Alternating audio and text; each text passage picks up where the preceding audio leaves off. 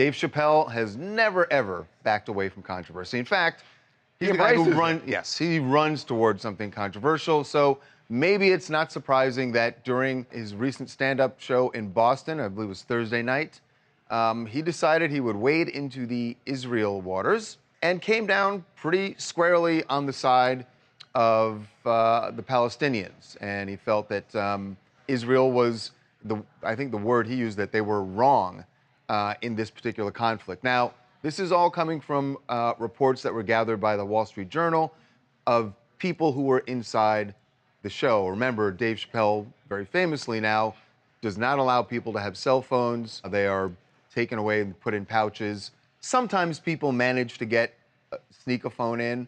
So far, nobody has from this particular show, but the reports show that after Dave started talking about this, it sort of caused an uproar in the audience. There were people who were yelling at him to shut up. There were people who walked out, and then there were people who were yelling back and forth in the audience. So yeah, he was sparring with the audience. There were apparently some walkouts. As far as how many walkouts, have no idea. Based on like what I was reading though, because there were people on Twitter that claimed to have been there, and they said more people in the audience seemed to be siding with what he was saying. And just to clarify what exactly he was saying that Israel is more so in the wrong at this point than the Palestinian side, because he's saying that they're committing war crimes by basically indiscriminately bombing Gaza.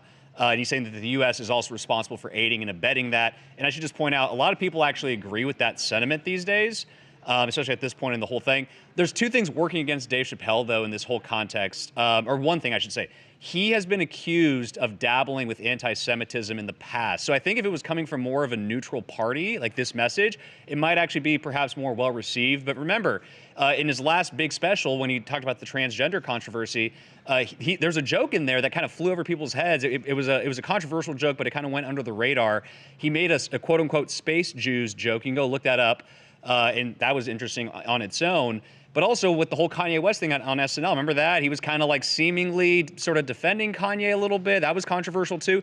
So in both of those instances, he was accused of anti-Semitism. Now here he is saying this, and taking this position in and of itself is not anti-Semitic, but with that history, I think it kind of lends credence to people accusing him of anti-Semitism again. Again, and Charles and I were talking about this earlier. My opinion about this is his point is kind of ridiculous. That when you slaughter 1,400 people, and when you drop 4,000 missiles, you know what the response is going to be. And the response is to eliminate Hamas, and you can't do it surgically because of the way that Gaza is created. As the general told us earlier. As the general told us. They are known for using human shields. So you're talking about their own people. You're talking about using war crimes against, accusing a country that's trying to prevent itself from being exterminated, that they're committing war crimes and ignoring what Hamas did in Israel.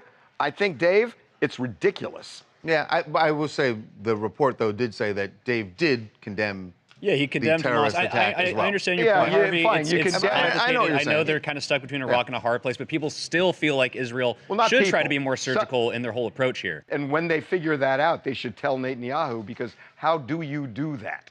Hi, Cordero from Chicago. Listen, Dave Chappelle is controversial. That's one thing we love about him, but it's also something that works against him sometimes.